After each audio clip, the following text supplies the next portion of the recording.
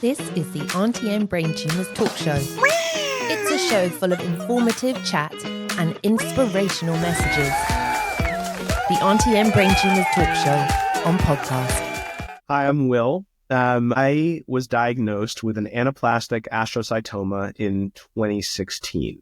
I was about 7 months away from my wedding. Still, I would say in the earlier stage of my career in advertising and marketing. And it was a pretty wild experience. I was actually entirely symptom-free, effectively, until diagnosis.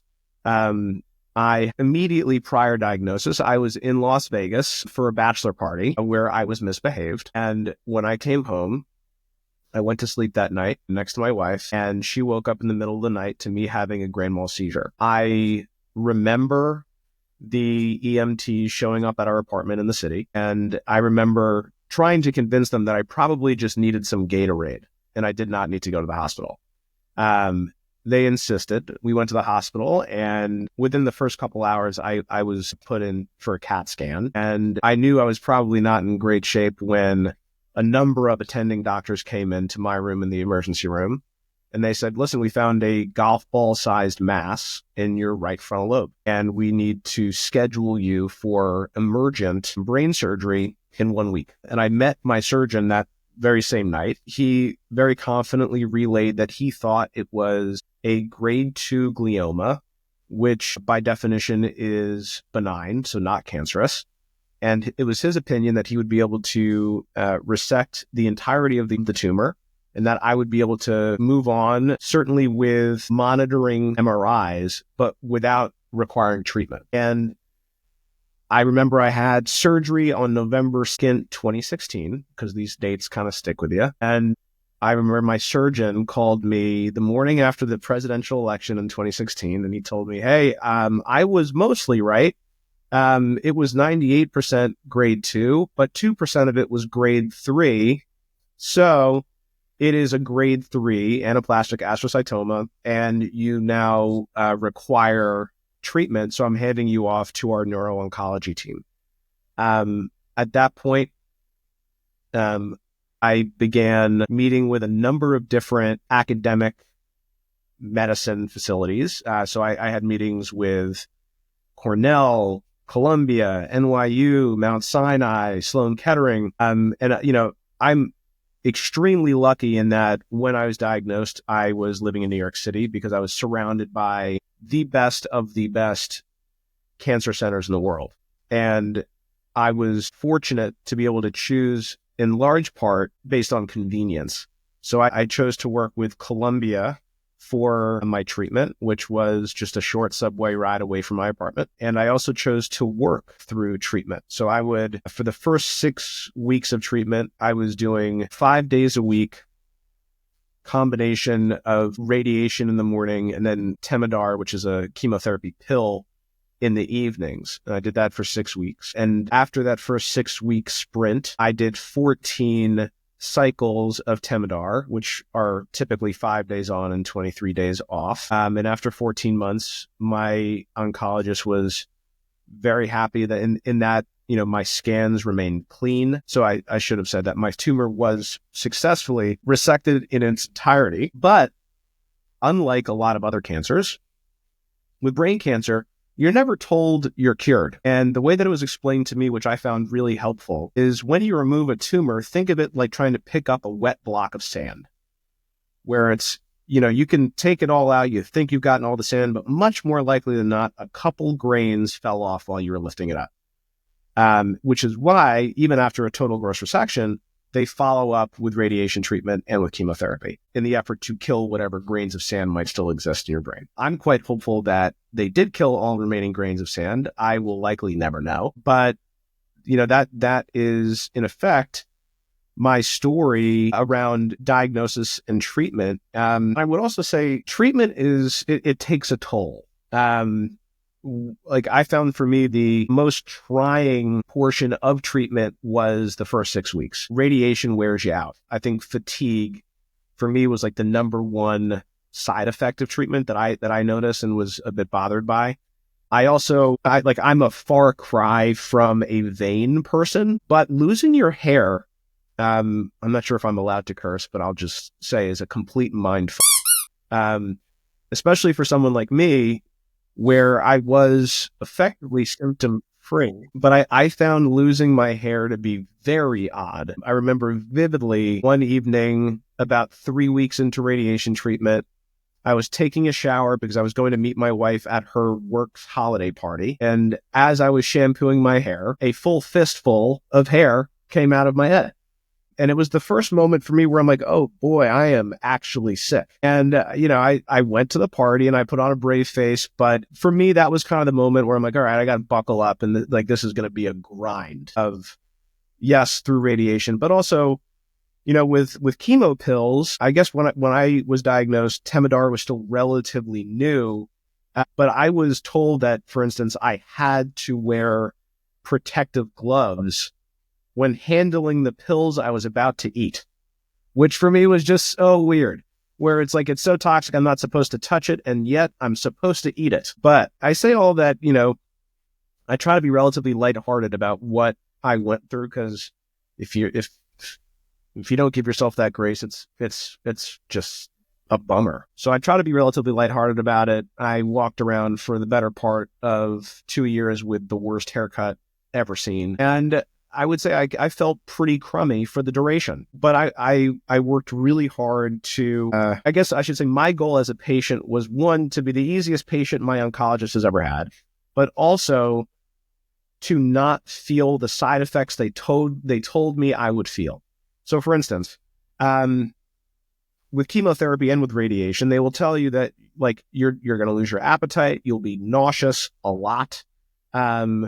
And I made it my business to not be nauseous. So I was all over my oncologist and eventually the palliative care team that I got to know, to make sure that I was given effectively an aggressive amount of anti-nausea pills before I was ever nauseous. And I was able I was able to in large part avoid the kind of persistent nausea that does come along with this treatment. And I would encourage anyone going through it, one, to no one gets a medal for for taking medicine that helps you feel better, one. And two, the most important thing that you can do for yourself in your early stage of diagnosis is to ask to meet the palliative care team. I think that there is an enormous misunderstanding in the medical community, or I should say the patient community, around what palliative care is.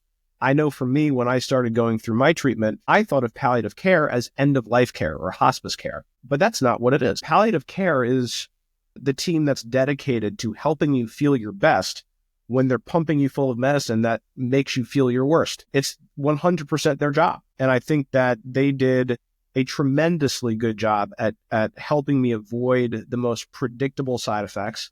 And they were also very open to hearing what I felt were effective tools to manage side effects. So for instance, as I mentioned earlier, I was very committed to working through treatment. But I was very well aware of the fact that I was living with a very different level of baseline anxiety than I had ever had. And I was also pretty tired because of the fatigue associated with my treatment. And I mentioned to my doctor that a really helpful way for me to manage my anxiety was with marijuana. And back in 2016, there were only a very small handful of physicians who were allowed to prescribe medical marijuana. The one at Columbia happened to be the head of the palliative care department, so I had to meet with him in order to get a medical marijuana card in New York. And I should say that it was my oncologist's preference. Instead of having me take medical marijuana, it would have been his preference for me to take Xanax to manage anxiety. And if Xanax made me tired, which is what I said, I was like, I don't want to take Xanax because I have to go to work and it's going to knock me out. His response was, well, I can also give you Adderall. And I finally said, I was like, listen, I know that medical marijuana works for me. I can either go about getting it the way I've always gotten it, or you can introduce me to someone who can help me get it legally. And he eventually came around and I met with the palliative care team and they helped me navigate the rougher side of treatment with grace and humility and a legitimate desire to help me feel good. And so I would encourage anyone who's going through a cancer diagnosis, let alone a brain cancer diagnosis, to seek out the palliative care team for the help you need. I can tell you that since 2016, and I should say really since my surgery, I have lived now 8.5 years with clean scans. So there is no detectable cancer in my brain MRIs. I continue to get MRIs, I would say, more often than not on a quarterly basis. I remember early on, my doctor said to me, he's like, listen, for the first year, I want to have scans effectively like monthly. So I was going in once a month for MRIs with contrast. So it's a long scan. It's like a 45-minute, 60-minute scan. I have an IV in, and they pump me full of contrast when I'm about 75% done. But after that first year of monthly, he then moved to every 2 or 3 months. And now that I'm 8.5 years in, I go every 4 or 5 months. And he said to me, he's like, listen, if you catch me in a good mood one time, I might push you back to 6 months, but I'll never go further than 6 months for every scan. And I said to him, I was like, I'd rather you keep it at 3 or 4 months. I was like, I'm happy to come in and get a scan. I want you all over this. And I think for me, had I not been diagnosed when I was diagnosed, inevitably, my tumor would have become a grade 4 glioblastoma, and outcomes with glioblastomas suck. And so I am extremely well aware of how important it is for neuro-oncologists to see any new development as soon as humanly possible. So scanxiety, which might be a new word for some of you guys, not a new word for any of us in this community, is the anxiety you feel going into a scan. Because you're about to find out whether or not you are still healthy or you're not. So it comes along, going in for a scan makes you nervous.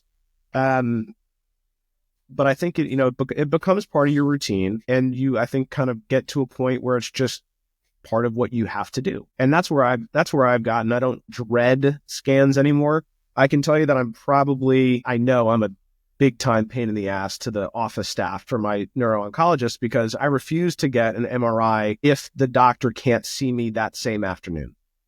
So my deal with my oncologist is I will come in for scans whenever you want me to, but you have to tell me what that scan showed you same day. And to his credit, they've honored that. I can count on 2 fingers how many times over 8.5 years I've had to wait 24 hours to find out how my scan went. So I think credit where credit's due. My care team is awesome. So props to Columbia University. I think that,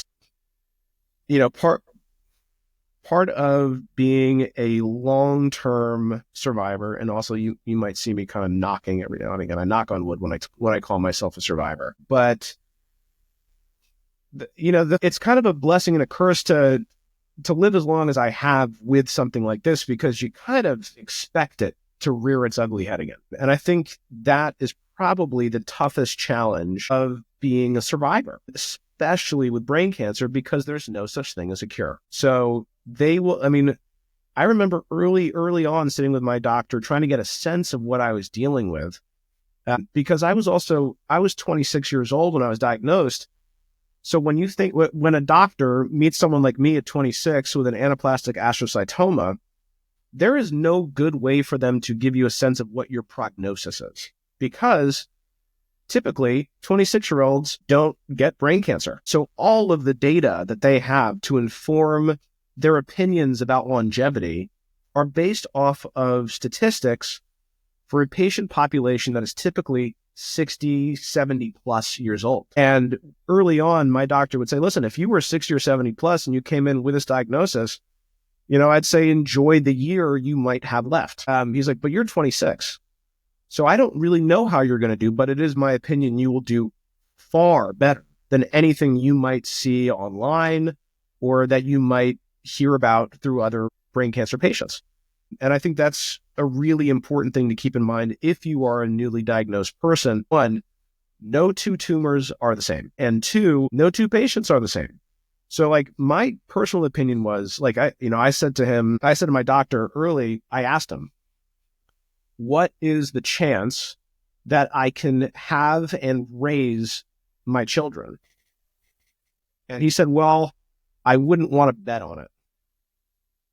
And that sucks. And I should actually, I think he actually qualified the response first. He goes, well, what do you mean by raise?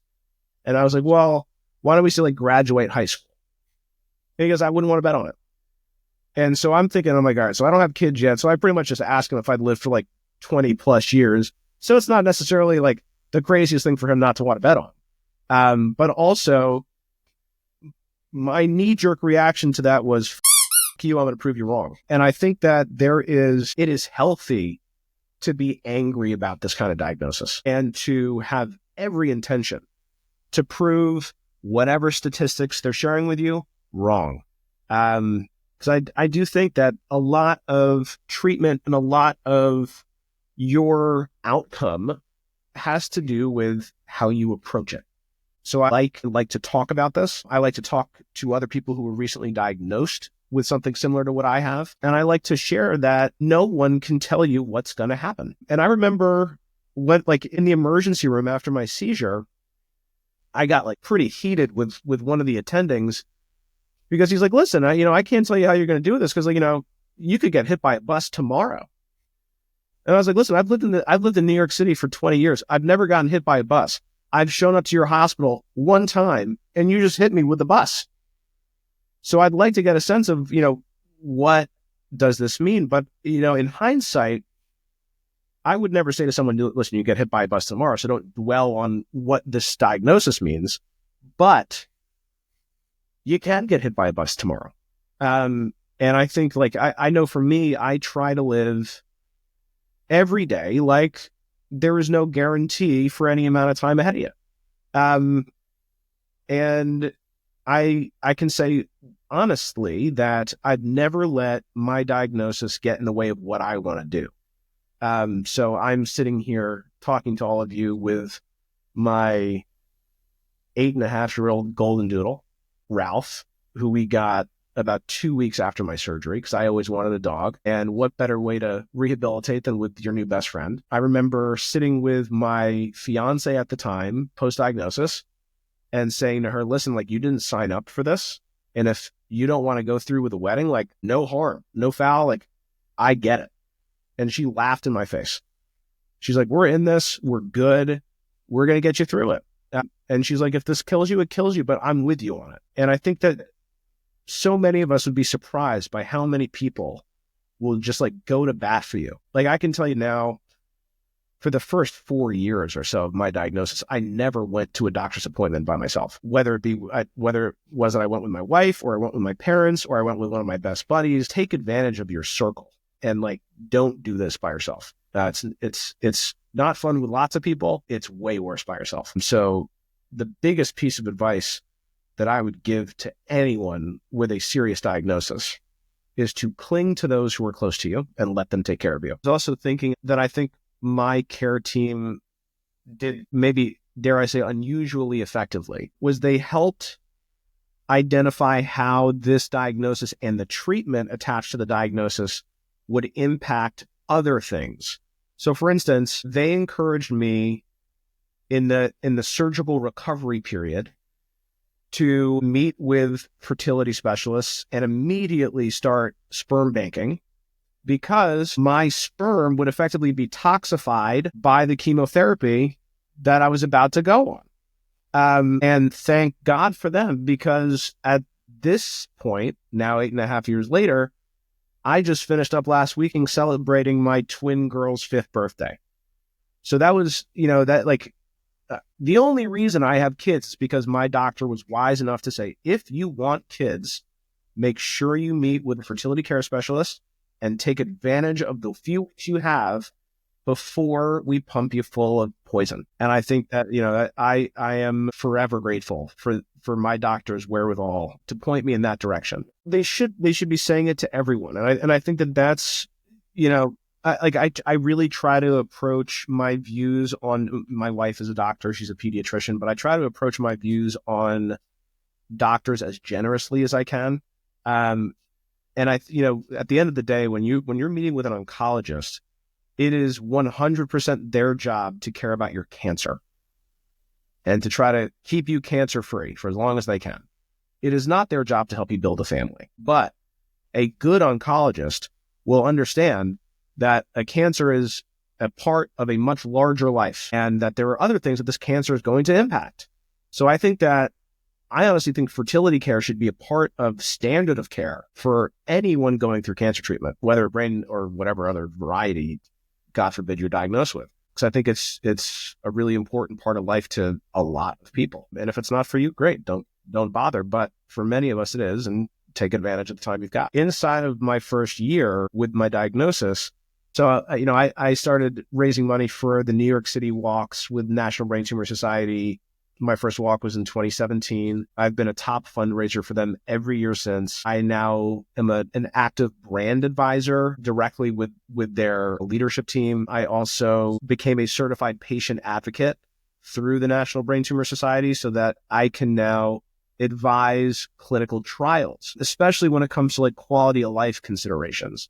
So for instance, if I'm partnered with a trial who is trying to build a new therapeutic for brain cancer that comes along with side effects that are substantial, but only provides maybe a couple of extra months of longevity, I'm the voice in the room that could say, at what point is it not worth it? Right? So I would encourage, to the degree you're able, if you are also a new member of this terrible club, get involved. And it's why I'm also grateful for the Aunty Brain Tumor podcast to have me, because we all deserve to make a lot of noise about this and demand more investment and research and resources to actually give us more options. I think for me, one of the most frustrating parts as I like to think, a relatively bright intellectual person after diagnosis, like there aren't options. It's like, this is the standard of care and this is what we're doing. That's like, well, what else is there? It's like, there's nothing else. It's like, wow, that sucks, because what if it doesn't work? And I'm really heartened to see over the last few years, I would say, especially in the last 5, we've seen meaningful improvements. And there are really promising trials happening all over the world that are, beginning to find real traction. And I think we're going to start seeing more drugs hit the market that give folks like me a better shot at living a long time. I remember in my early days of diagnosis meeting with professionals at Sloan Kettering who sat me down. They're like, this is going to sound weird, but our view of brain cancer today is evolving, and like, it is our hope in the very near future that a brain tumor diagnosis is going to be much more akin to being diagnosed with AIDS, where it's like, sure, you don't want to get AIDS, but it's also not going to kill you today. It's something that you can live with. It's something we can manage. And I think, it's all of our dreams as members of this community that's what this becomes. It's a manageable diagnosis that you can live with if you're careful, and if you have doctors who pay attention and help you along. And I think that's been my experience. But I also know I'm one of the very, very lucky few to have been cancer free for 8.5 years. And that's not lost on me. I want to thank my mom. I want to thank my dad, my sisters, Rob and Jen. Sorry, my sister Jen, my brother Rob, and my wife Lauren, my best friends Justin and Muhammad and Jeffrey. They were all there for me in incredibly meaningful ways. Also, like, it feels silly, but like, thank you to my bosses who like put up with me for 18 months while I was walking around with a crazy haircut, wearing beanies and prayer beads, and getting through treatment. My work was a really healthy outlet for me while I was going through it. So I appreciated my employers when I was going through it, but more than anything, like, just huge thanks to my family, and particularly my wife. Like, I've said this to her, but like, if not for my wife, I think that there is at least a 50% chance that when I was diagnosed, I would have opted to like move to the British Virgin Islands and work in a bar until I die. Because it's like, well, if I have this, I may as well just go live in the tropics and say, F it. But I stuck around and I kept plugging away, working and building a family because of my wife. So huge thanks to her. This is the Aunty Brain Tumors talk show. It's a show full of informative chat and inspirational messages. The Aunty Brain Tumors talk show on podcast.